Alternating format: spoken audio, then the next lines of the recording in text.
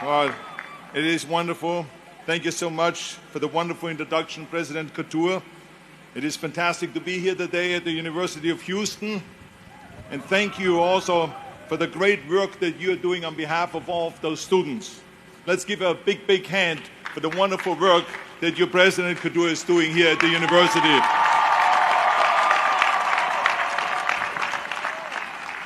I tell you, when I read her bio, I am so proud of her. What a great immigrant. How many great contributions she makes to this university, to this state, and to this country. When I heard that she was the first Indian immigrant to lead a comprehensive research university in the United States, I said to myself, I'm going to hit it off really well with her. And the reason is because I love going to places where I'm not the only one with an accent. But seriously, I'm proud to be introduced by a fellow immigrant. And the students are very lucky here to have such a fantastic and talented leader. I also want to say thank you to the faculty. You have spent years teaching the students, inspiring them, and occasionally even arguing with them. But none of them will be here without you. So a big hand to the faculty.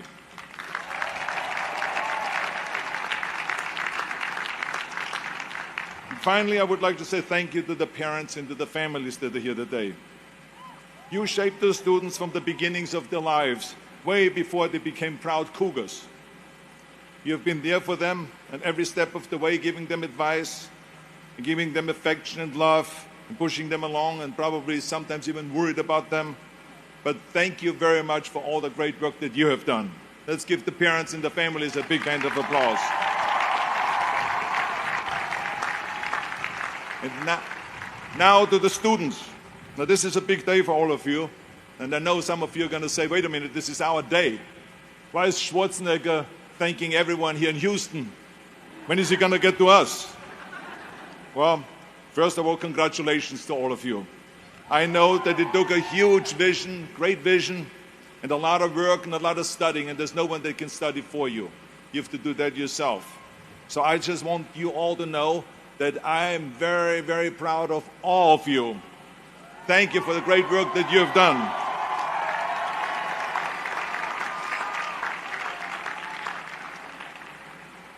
Now on your diplomas, there will only be one name on it, and this is yours.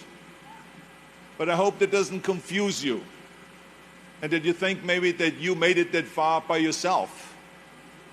No, you didn't. It took a lot of help. None of us can make it alone. None of us. Not even the guy that is talking to you right now. That was the greatest bodybuilder of all times.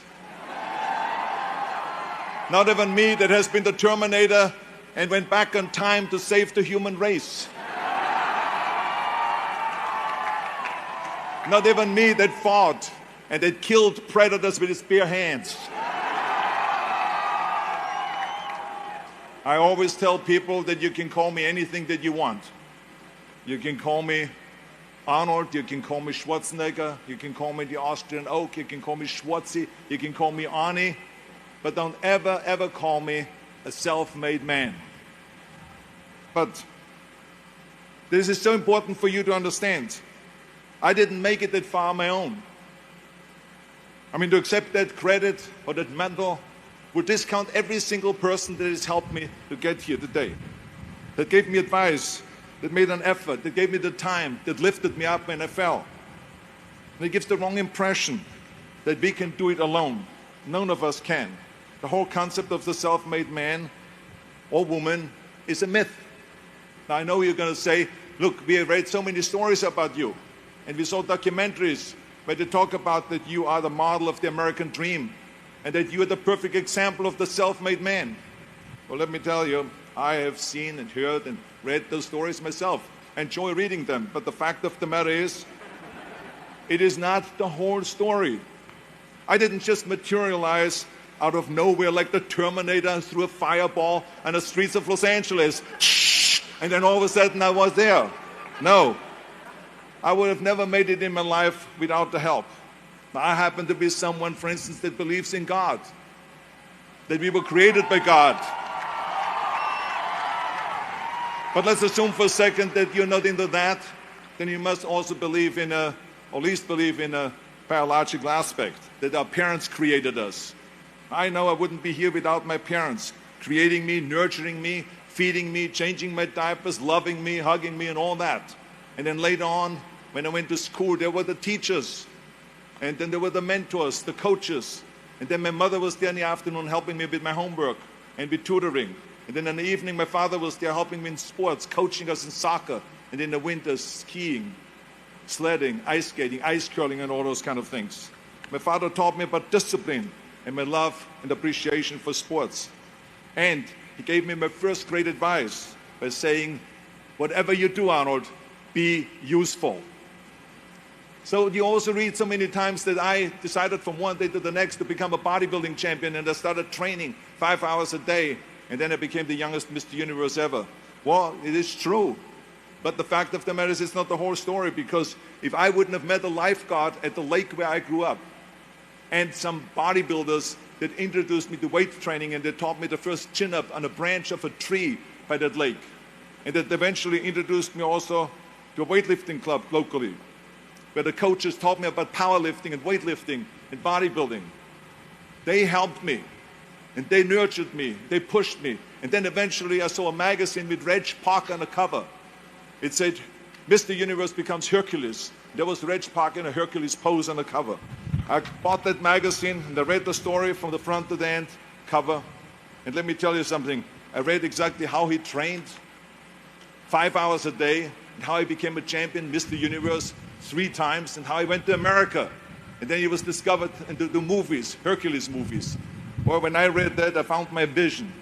And let me tell you, the most important thing in life is to have vision, to know exactly where you're going. I found my vision. In that magazine, Reg Park gave me my blueprint for my life. And 5 years later, after training 5 hours a day, just like him, and doing his exercises, I became, through his help and his inspiration, the youngest Mr. Universe ever. And this is what made then Joe Weider, the father of bodybuilding, the owner of a giant food supplement empire, and the editor of Muscle and Fitness, invite me to America. So it was Joe Weider that brought me to America, to the greatest country in the world, to give me the opportunity to train in Gold's Gym and to go and get me a little apartment. I came over here with absolutely nothing. It was his help. I had $20 in a pocket and some sweaty clothes in a gym bag.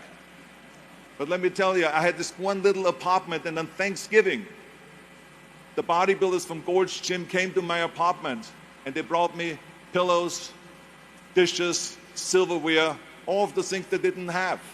And even a black and white TV and the transistor radio, which I still have today on my end table next to my bed. The generosity that I saw, the amount of help that I got when I came to America was absolutely extraordinary. I saw firsthand how generous the American people are. And then in Gold's Gym, there it was a magical place with all the champions, Mr. Americas, Mr. World, Mr. Universe. Everyone was training their powerlifters, Olympic champions, and so on. And they helped me change from an amateur champion to a professional champion. And after that, I won champion after championship. I was 7 times Mr. Olympia, you heard it all. And became the greatest bodybuilder of all times, according to the Bodybuilding magazine in 1975. Now, this is just with all of the help. I would not have made any of that by myself. So this is why I don't believe in a self-made man. And even when it comes to show business, it was the same thing. I mean, you read the stories that Schwarzenegger decided from one day to the next to retire from bodybuilding and to go and become an actor. And in no time, he did Conan the Barbarian and Terminator and Commander and so on. Well, that is true, but it is only half of the story. Because the reality of it is, with a lot of help, I wouldn't have made it. First of all, it would have been fun to make it that easy and to be that easy. But it was very, very difficult to get into the movies. Very difficult.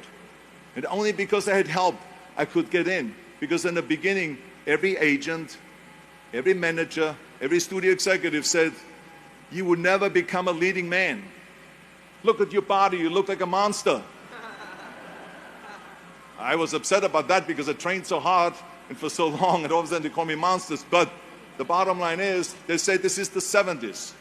20 years ago, they did Hercules movies. Today, the little guys are in. Dustin Hoffman, Al Pacino, Woody Allen, Those are the sex symbols of the 70s. Don't you understand it? I said, oh my God, oy vey. I mean, but they even belittled me with my accent. They said, look the way you talk. I have to be very honest. I don't want to offend you, but you give me the creeps with your accent, with the German accents. It's scary. He says, maybe we can get you a job in Hogan's Heroes in that TV show to play a Nazi officer. And plus your name, Schwarzen, Schnitzel, or whatever it is. Yeah, I can see that already up there on the billboard.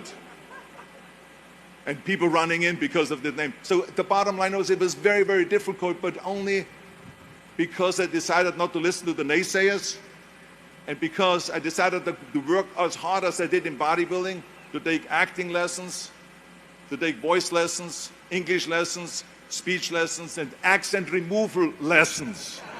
Now I know you're going to say, get your money back, Arnold. But the bottom line is I ran around, the fine wine grows on a vine. Because the Germans always had difficulties with the F and the W and the V. Fine wine grows on a vine, and then the sink is made out of zinc, and all of those kind of things. So I did this thousands of times, and eventually it worked. I started getting little parts, then I started getting bigger parts, and then eventually, even though it was very difficult, it was Dino De Laurentiis and Ed Pressman that came to me with Conan the Barbarian. And if they wouldn't have helped me to get that part, I would not have broken through and become a leading man. This movie came out, they spent $20 million, which in today's terms is around $200 million on that movie. It was #1 in the box office. That was for me the big breakthrough. And at the press conference, the director even said, if we wouldn't have Schwarzenegger, we would have had to build one. Because I was the only one that could act and had a body like that for Conan the Barbarian. And then, of course, there was James Cameron that directed Terminator. When Terminator came out, James Cameron said the reason why Terminator worked was because Schwarzenegger talks like a machine. Now, I don't know if I should take this as a compliment or what, but I mean, the bottom line is, it was the two things that the studio executive said would be a big liability, became big assets. And my career took off. And this is why I always say thank you to the people that helped me along the way, and not ever think that I'm a self-made man, because not only was the producer and the director so helpful and the studio executive so helpful, but every person that works in a movie. As a matter of fact, when we have a wrap party, which is the party on the end of the movie, I always make sure that every single person gets invited to that wrap party, to say thank you to them at the wrap party, and go to the microphone and say thank you to the cameraman, because without him I wouldn't look as great on the screen. To the makeup person, to the visual effects person, to the stunt people, the stunt coordinator, the cable pullers, craft services, and the list goes on and on and on. There's 280 people that work on a movie that make you look great on that screen. So how can I say I'm a self-made man? So this is why it is important for all of us to recognize, and this is why I tell you, and every step of the way I had help. Even when I ran for governor, people say, yeah, one day you decided to run for governor and to take over the 6th largest economy in the world. No, this is not the way it was. Yes, I took over, and yes, I won the governorship, but if it wouldn't have been for Jay Leno, who hosted the Tonight Show, who I called a week before and I said, I want to announce my candidacy on your show, on the Tonight Show, because I want to sell myself as an outsider, because the people in California are sick and tired of the typical politician. So he said to me, and he was a great friend, he says, yes, I'm going to help you with that. And I had announced, without anyone knowing, on August 6th, on the Tonight Show, my candidacy. And he even organized 100 journalists from politics to sit in the back when I announced my candidacy. So this is the kind of help I got. And from then, of course, I didn't even have a team yet. People came out of nowhere and they started helping, organizing with the campaign and with fundraising and with communication and with all of those things. And I became 2 months later the governor of the state of California. But it took a lot of help. And I have to say that it is important to acknowledge that, because people make it always sound that you did all this yourself. I didn't. I did it with a lot of help. Yes, I was determined. Yes, I never listened to the naysayers. Yes, I had a great vision. Yes, I had the fire in the belly and all of those things. But I didn't do it without the help. And even when you then say Schwarzenegger did the most unbelievable environmental laws in California, well, guess how laws are done? It takes the legislators, 120 legislators, to negotiate for weeks and months at a time and then to send down legislation, and then you sign that. So you need that help too. So I had a lot of help along the way, and this is why it is so important for all of you to recognize that. And the biggest help, of course, I got was from America. If I wouldn't have come to the United States, if I would have gone to any other country, I would not have had the success. I mean, America has proven not only to be the land of opportunity image-wise, but America has proven to be the greatest country in the world where anyone can make it. This is why I always tell people, none of my careers would have happened if it wouldn't be for the United States of America. I could have gone to the Middle East. Do you think I would stand here today? I could have gone to Africa. Do you think I would stand here today? Or to Australia, or to Asia, or to any other country in Europe? It makes no difference. This place has given me the opportunity, step after step, all the way through all my 3 careers and the millions and millions of dollars I made, all because of America. So thank you, America, for the great thing that you're doing for immigrants that come over here.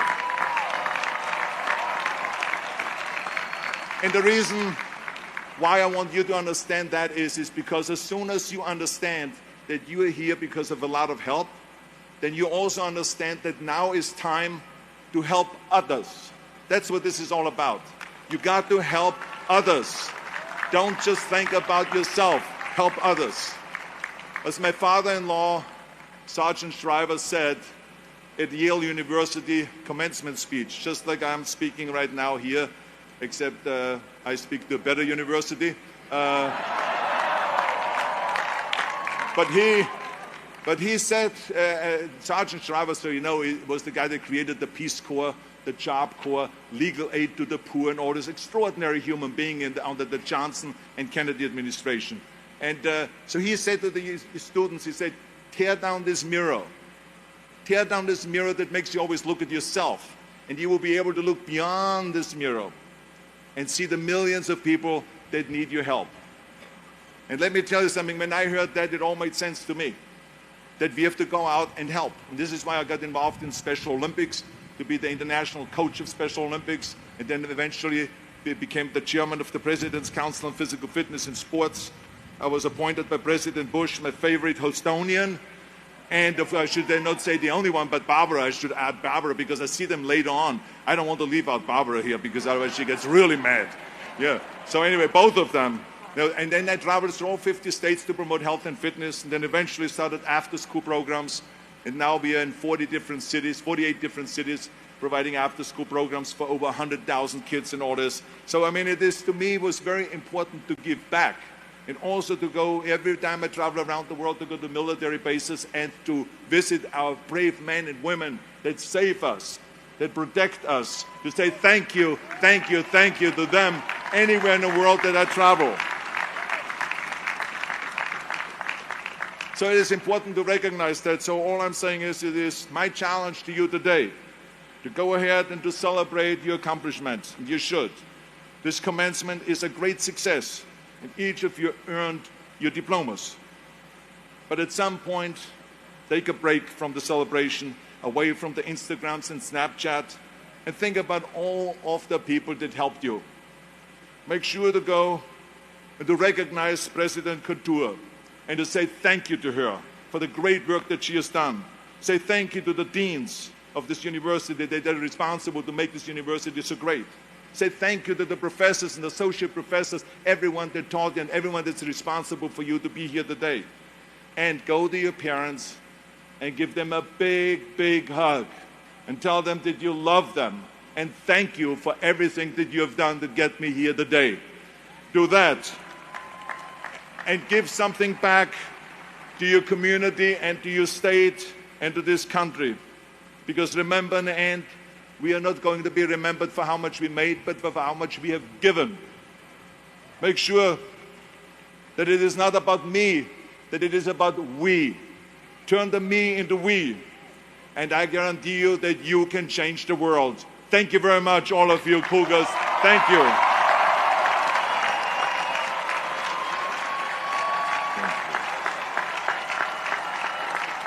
And now I'm going to do a Snapchat with my glasses. Let's hear it. Fantastic. Hasta la vista, baby. And I'll be back.